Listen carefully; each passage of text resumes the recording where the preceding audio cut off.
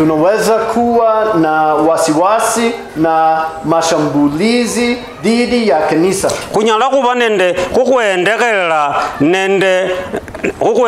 nende kukuingililwa nende chikanisa kutoka nje ya kanisa na ndani ya kanisa. Kukwama enje wachikanisa nende mukari mwa enje walikanisa nende mukari mwalikanisa.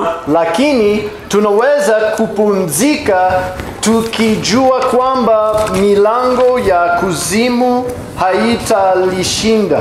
Nekhali kunyala kwauluha nekhumanya khuli kimilyango kie makombe sekicha khukhila tawe.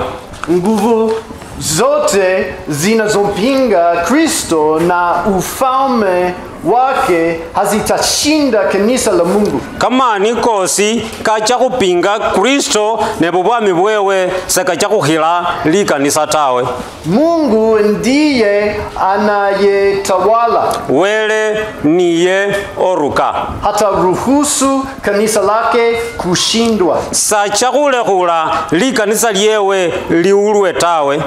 Kwa sababu Mungu ndiye anayetawala. Kulwa kubela wele omwene niye ohoruka. Na kwa sababu ya uaminifu wake wa agano. Kulwa kubela busubilifu bwewe bwe endakano. Kisha Kristo atakaporudi. Nono nga Kristo na hakobole lundi. Ufalme wa ulimwengu huu unakuwa ufalme wa Bwana wetu na wa Masihi wake.